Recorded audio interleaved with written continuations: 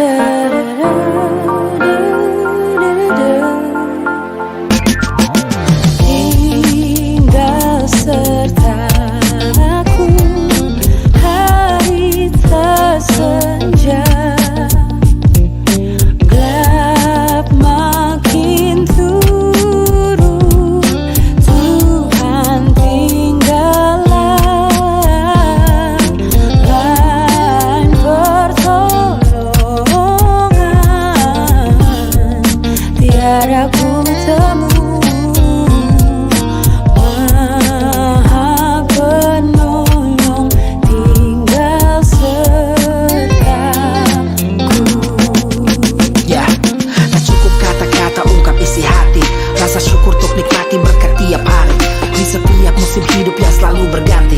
Hanya Tuhan jadi pegangan sejati Walau lahir baru tetap ada masalahku, dan masa lalu syukuri tanpa rasa malu. Ku angkat tinggi tanganku tanpa ada ragu, hanya nama Yesus pusat harapanku. Ku lalui hidup ini lewati pasang surut, dalam kemenangan atau diserang di sudut, terjepit menjerit kala terlihat kusut. Tak mengutuk, ucap syukur lewat mulut. Tangis ini akan diubahnya jadi tawa, kan diangkatnya diriku dari dasar rawa. Puncak begitu indah bila mulai dari bawah, menatap ke angkasa suatu hari ku dibawa. Tinggal sertaku, hari telah senja, gelap makin turun. Tuhan tinggallah lain pertolongan, tiada ku temu Maha Penolong, tinggal sertaku. Yeah, but what if I failed yet again and again? Dalam panik I can't understand the plan. Serasa hilang harapan like I just lost a friend. Tanpa arah petunjuk man, you know I can't pretend. Sudah susah-susah tapi semua musnah, segalanya berubah, aku tetap gagal juga. Jadi makin gundah bila ulang dari mula. Tak hanya tersungkur, aku luka hati pula. Tarik nafas dalam, resapi kenyataan. Memang keadaan terlihat berantakan. Deep inside I believe that Jesus tetap akan ubah situasi hidupku, bisa merasakan. Tangisku syukuri, I smile a little just to change my heart. It's not that simple. Tak mudah bila dengan kekuatan sendiri. Tinggal sertaku, dia bantuku berdiri. Duka tak berat di tengah gelapnya kabut nan pekat, mau tak sengat karena kau sertaku. Tinggal sertaku, hari telah senja, Tetap denganku, ya. gelap makin turun. Tuhan tinggallah lain pertolongan, tiada ku Tiada yang lain, hanya Yesus, hanya Yesus. Maha Penolong, tinggal sertaku. Tinggal sertaku, tetap denganku, ya.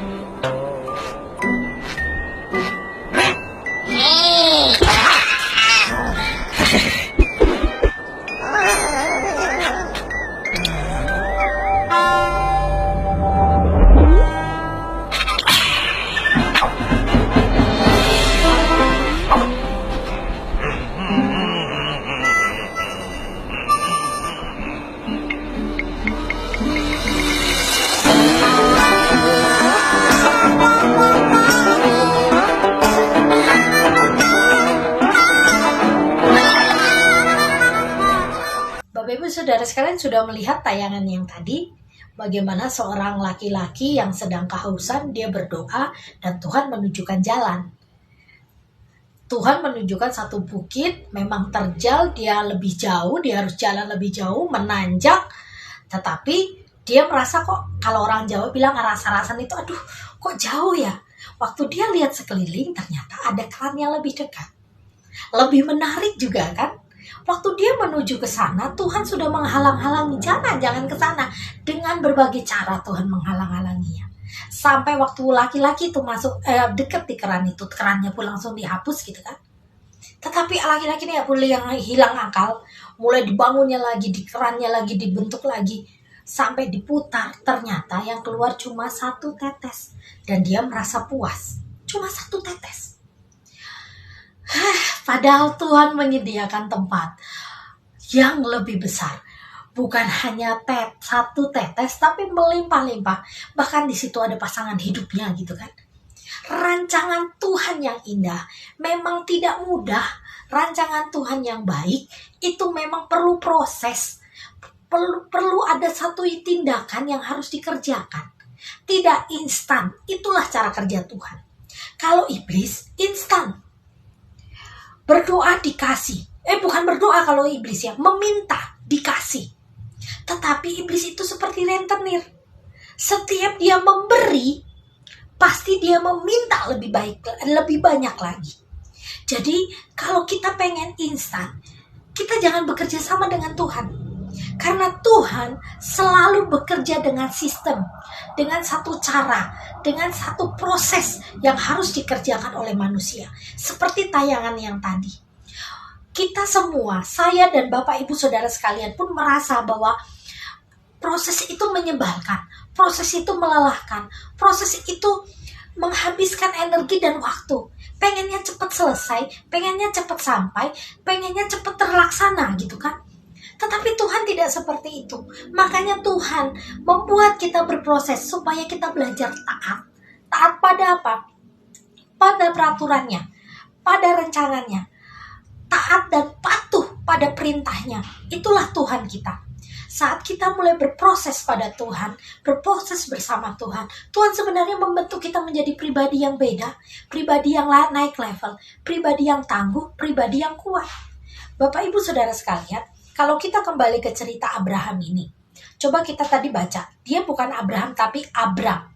Dia belum bernama Abraham. Dia berminta pada Tuhan. Saat Kanaan mengalami satu kesusahan, kelaparan yang dahsyat, dia berdoa pada Tuhan dan Tuhan menunjukkan jalan. Tuhan memberikan jalan untuk mereka ke Mesir. Saat mereka ke Mesir, Tuhan disertakan hanya di awal rancangan saja, tidak di rancangan-rancangan selanjutnya. Waktu mereka masuk ke Mesir, Abraham mempunyai inisiatif untuk mengubah Sarai dari istrinya menjadi adiknya. Memang secara lahiriah Sarah itu memang adiknya. Tetapi Tuhan tidak mengizinkan ini. Tuhan tidak berkenan akan rencananya Abraham ini. Tuhan tidak suka. Tetapi Abraham memutuskan dengan sepihak tanpa menyertakan Tuhan. Akhirnya bencana terjadi. Saat ketaatan itu tidak dipakai, saat melanggar ketaatan, yang terkena, yang berdampak pada ketidaktaatan itu bukan orang yang melakukan itu saja, tetapi orang di sekelilingnya pun akan mendapatkan dampak dari ketidaktaatan itu. Bapak Ibu Saudara sekalian, perhatikan baik-baik bagaimana kita hidup. Apakah kita sudah benar-benar taat pada Tuhan, atau kita masih setengah-setengah sama Tuhan? Ketaatan itu hukumnya wajib. Ketaatan itu hukumnya harus. Karena bersama Tuhan, kita akan belajar untuk taat. Saat kita belajar taat pada Tuhan, kita akan berproses hidup yang benar. Kita akan mengalami hal-hal yang hebat. Kita akan mengalami sukacita yang luar biasa. Saat kita hidup bersama Tuhan, sebenarnya kita pun akan mulai taat kepada peraturan-peraturan yang ada di sekitar kita. Seperti peraturan lalu lintas. Saat lampu merah, kita akan berhenti. Saat lampu hijau, kita mulai berjalan. Seperti itu, bukan lampu merah malah jalan gitu kan. Mulai peraturan-peraturan yang lain, ya taat pajak, atau buang sampah pada tempatnya. Dari perkara-perkara yang kecil ini sebenarnya kita akan terbentuk menjadi ketaatan-ketaatan yang selanjutnya. Saya melihat bahwa Abraham ini memang orang yang dipilih. Tetapi saat dia mengalami kesukaran, saat dia berpikiran bahwa rencananya yang baik ini dilaksanakan tanpa menyertakan Tuhan, dia mulai menjadi orang yang egois, orang yang merasa kuat, orang yang merasa tidak butuh Tuhan. Abraham seperti ini pun terjadi dalam hidup kita. Iya enggak? Terkadang kita juga tidak menyertakan Tuhan dalam rencana kita. Kita mulai menyusun rencana. Kita sudah menyusun semua anggaran. Saya sudah menyusun rinciannya. Kita mulai melangkah bukan dengan iman, tapi melangkah dengan egois kita. Dan saat rancangan kita tidak terjadi sesuai dengan kehendak kita, kita mulai menyalahkan Tuhan. Padahal waktu kita menyusun rencana ini, tidak ada Tuhan di dalam rencana itu. Kita belajar dari Abraham. Ketidaktaatan itu tidak hanya menimpa orang yang tidak taat itu, tapi orang di sekeliling dari orang yang tidak taat itu akan kena. Perhatikan contoh-contoh di sekeliling Bapak Ibu Saudara sekalian tentang ketidaktaatan. Hari ini kita akan belajar tentang ketaatan. Ketaatan yang wajib yang kita jalankan. Satu bagian di buku murid yang akan saya bacakan. Mari kita senantiasa taat pada Tuhan, walaupun banyak tantangan dan godaan untuk menjauhkan dari iman kita. Tetaplah percaya pada Tuhan seperti apa yang dinyatakan Alkitab. Amsal 3 ayat yang 5 berkata, percayalah pada Tuhan dengan segenap hatimu dan janganlah bersandar pada pengertianmu sendiri. Ya, bagian kita adalah taat dan tetap percaya pada Tuhan sepenuhnya.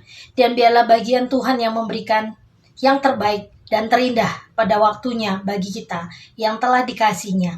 Yakinlah dan percayalah bahwa Tuhan tidak akan membiarkan orang-orang pilihannya menderita dan mengalami kesulitan tanpa jalan keluar.